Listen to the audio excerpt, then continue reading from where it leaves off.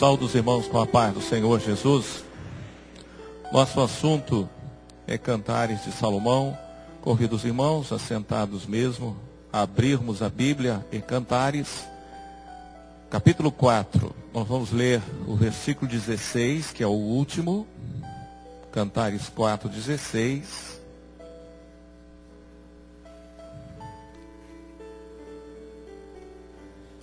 Esse assunto está se encerrando, os irmãos já ouviram nos outros seminários, e nós estamos aqui encerrando o assunto em si. Lógico que a revelação não se encerra, e o que nós estamos fazendo com relação, principalmente ao assunto Cantares, é dar aos irmãos condições para, ao lerem a palavra, alcançarem mais daquilo que o Senhor tem para as nossas vidas, a revelação da sua obra. Então, Cantares 4,16 diz assim: levanta-te, vento norte, vento sul, assopra no meu jardim, para que se derrame os seus aromas. Se viesse o meu amado para o seu jardim e comesse os seus frutos excelentes. Irmãos, o livro de Cantares é o livro na Bíblia que mais fala sobre a igreja. Isso eu só estou lembrando aos irmãos isso. Mas é bom a gente lembrar antes de entrar no assunto. Agora, o detalhe do livro de Cantares é que ele precisa ser revelado. Porque se tentar entender simplesmente pela letra, pelo que está escrito, você não vai alcançar aquilo que o Senhor tem aqui para a sua igreja. Então, o livro revelado, esse livro ele foi escrito algo em torno de 1000 anos antes de Cristo. Fala de Salomão aqui, Salomão como tipo do Espírito Santo, Davi, tipo do Senhor Jesus. Salomão, ele fala do Espírito, por quê? Porque é o Espírito Santo que edifica a igreja. O Senhor, quando foi assunto aos céus, ele deixou a promessa do Pentecoste e o Espírito foi derramado. Quem é que edifica a igreja? O Espírito Santo. Então aqui, Salomão como tipo do Espírito Santo, ele fala de um amor eterno, o maior dos amores, que é o amor entre o noivo, o Senhor Jesus, e a noiva, a igreja. Esse amor, ele não acabará, porque ele continuará na eternidade. O capítulo 1, coloca aqui o quadro, o capítulo 1 fala sobre a igreja que iniciou ali, a igreja apostólica. Só recapitulando para os irmãos, aqui, isso já foi passado. Éfeso e Esmirna, fazendo referência às 7 igrejas que o apóstolo João escreveu as cartas ali em Apocalipse. Então nós vemos 7 tempos distintos da existência da igreja, né? Éfeso, Esmirna, Pérgamo, Tiatira, Sardes, Filadélfia e Laodiceia. Começou ali na igreja apostólica e vai se encerrar pelas profecias. Nós estamos perto do arrebatamento da igreja. Esses 7 períodos se passaram, nós estamos no último deles. Então nós vemos que o capítulo 1 falou sobre essas 2 primeiras igrejas, Éfeso e Esmirna. Éfeso, a igreja que começou, Esmirna, a igreja que coloca a doutrina que o Senhor deu em Éfeso em prática e sofre grandes perseguições. Aproximadamente, isso são aproximados, esses números, os 300 anos. E o capítulo 2 salta para cá, já falando da igreja que vai ser arrebatada. Capítulo 2, capítulo 3, capítulo 4. Por quê?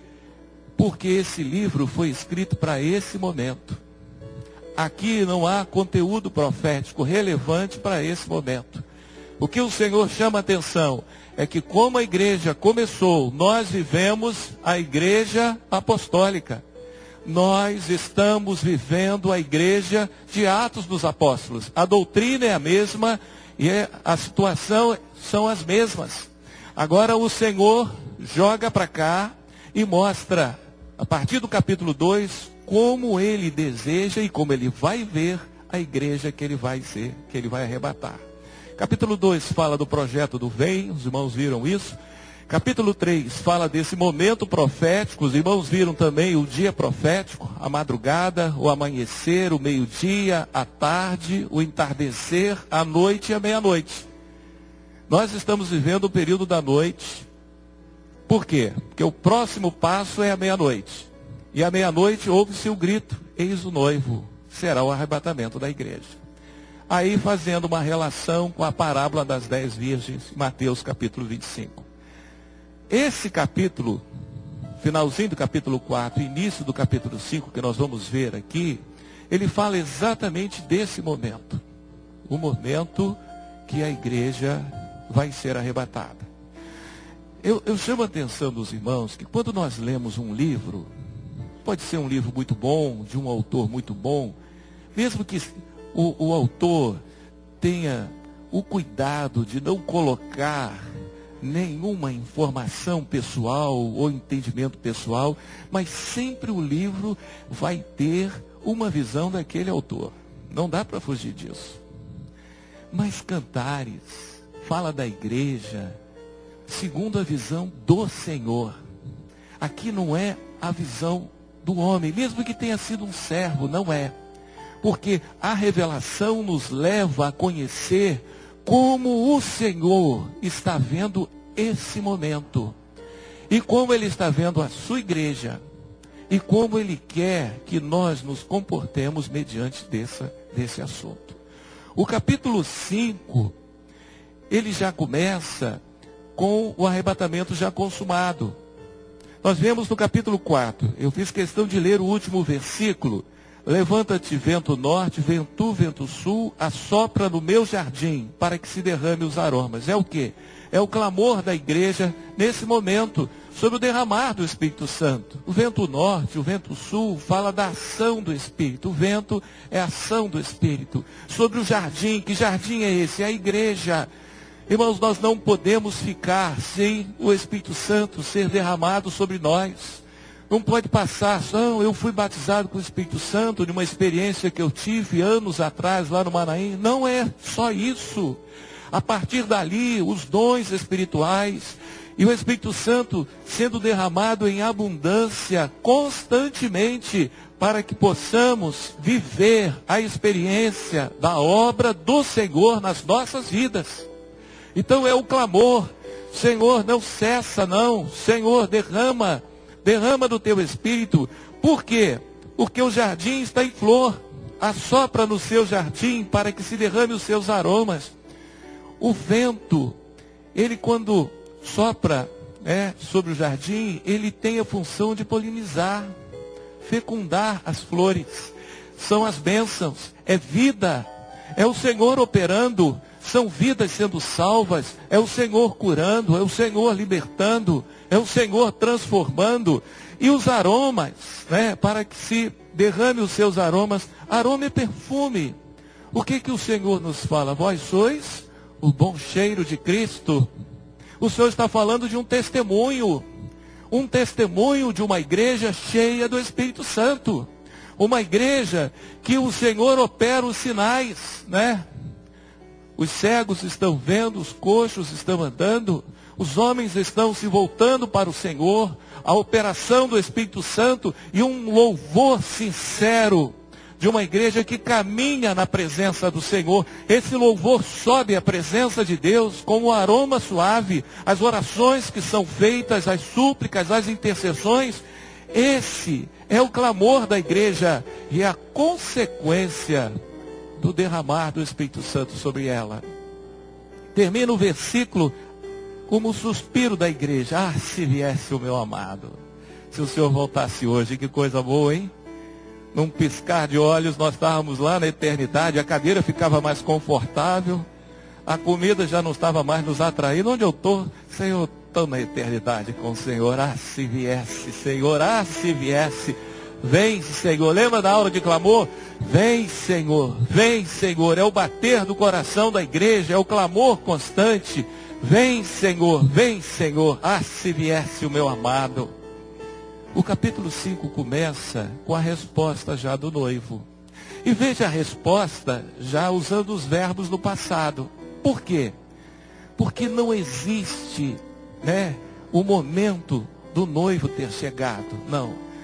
O livro registra o clamor da igreja, depois registra que o noivo já veio. O versículo 1 do capítulo 5 diz assim: já vim para o meu jardim, irmã minha esposa. Por quê? Porque o arrebatamento se dará, como nos fala a palavra, em um piscar de olhos. Nós temos de estar preparados, porque quando o Senhor vier, Ele vai levar os que estão na posição que Ele tem recomendado. Então isso é um alerta, para que nós continuemos. Derrama, Senhor, do seu Espírito. Senhor, me dá mais dom. O Senhor aperfeiçoa o dom que o Senhor me deu, e você coloque o dom que o Senhor te deu à disposição da igreja. Culto profético, visitas, reuniões de jovens, reuniões de servas, varões, Manaim, coloca isso à disposição do Senhor. Senhor, tu me deste o dom de ciência, me usa na tua casa, Senhor, me usa. É como Paulo escreve aos Romanos 1,13, né? Gostaria de ter convosco, né? Paulo, cheio de informações, cheio de experiência, mas o que ele diz ali? Para vos comunicar algum dom, para que vos seja consolado. Mas o que nos consola é a operação do Espírito, é o ouvir da voz do Senhor. Então aqui, já vim para o meu jardim, o Senhor já veio. Aqui para nós, até o capítulo 4, nós estamos vivendo, mas a partir do início do 5, já é profético para nós. E nós vamos ver o que vai acontecer. Primeiro, uma igreja que o Senhor chamou de noiva, uma igreja, né, que está comprometida. Está vendo aqui? Igreja profética e histórica, são dois tipos. A igreja histórica, ela começou aqui de Pérgamo para cá, quando o Império Romano instituiu o cristianismo como religião do Estado. Continuou a existir a igreja profética e vai até o fim. É essa igreja profética que será arrebatada. Mas aqui começou uma igreja histórica. Por quê? Porque a igreja profética tem responsabilidade com o profético do Senhor. Mas a igreja histórica tem responsabilidade com a história do homem. É aquilo que nós chamamos entre nós de religião. Não é o que o Senhor quer para nós. O Senhor quer é que vivamos o profético. Essa igreja que vai ser arrebatada. Então, está aqui no capítulo 5, versículo 1, a resposta: já vim para o meu jardim, irmã. Por que irmã? Porque nós estamos agora de posse da salvação, né? Salvos em Cristo Jesus. Agora, né, em Jesus, na eternidade, no céu, nós já estamos de posse. Agora nós temos a promessa, mas quando o Senhor arrebatar a sua igreja, nós vamos tomar posse dessa bênção. Irmã fala disso, da vida eterna ali, fala da bênção do Pai. Irmã minha esposa, porque a herança de Jesus, como filho unigênito, ele repartiu com a sua esposa. Porque a nossa herança, como homem, nós perdemos lá no Éden, quando Adão pecou, que é a vida eterna. Mas Jesus, ele reparte a sua herança. A figura de noiva serve para isso, para mostrar que a herança do noivo passa a ser agora também a herança da noiva, a vida eterna, a bênção. Esposa minha, e agora como esposa, não como noiva mais, porque o fato está consumado na eternidade, na presença do Senhor. Agora começa, aqui o noivo continua a falar, né? Veja, o verbo está no passado, porque já aconteceu aqui. Colhi a minha mirra. Mirra fala de lutas. Lembra da igreja de Esmirna? A igreja que rompeu lutas e aflições. Colhi a minha mirra. Não tem mais dor. Não tem mais sofrimento. Não tem. Já na eternidade não há mais, né? Enfermidade, preocupação. Não existe isso. Não tem mais. Colhi a minha mirra.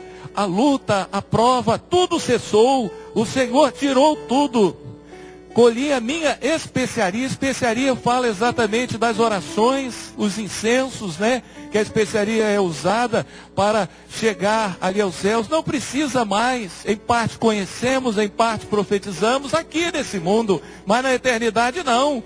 Já não precisa mais das orações, dons espirituais, não precisa, porque a igreja estará na eternidade com o Senhor. Comi o meu favo com o meu mel, não tem mais palavra revelada, a igreja não precisa, ela está na eternidade com o Senhor. O mel fala da palavra revelada, não tem mais. Bebi o meu vinho, não vai precisar mais do derramar do Espírito, a igreja está na eternidade, tudo passou. Comi o meu leite, não tem mais novo convertido, porque a igreja foi levada e está na presença do Senhor. Comei, amigos, fala o Senhor, bebei abundantemente, ó amados, são as bodas do Cordeiro, que o Senhor nos convida a participar. Irmãos, veja bem, quando a igreja for arrebatada, não tem mais salvação, não tem mais leite, não tem mais batismo com o Espírito Santo, não tem mais dons espirituais, não tem mais palavra revelada. Por quê? Porque o Espírito Santo é quem nos dá esta bênção, mas ele vai ser levado junto com a igreja, é ele que vai levar a igreja e apresentar a igreja ao Senhor. Então cessa-se tudo. O que vai ficar? Vai ficar a igreja histórica, vai ficar a religião, vai ficar a cultura, a filosofia, vai ficar a poesia, essas coisas vão ficar. Mas a profecia não tem mais. Esse é o risco.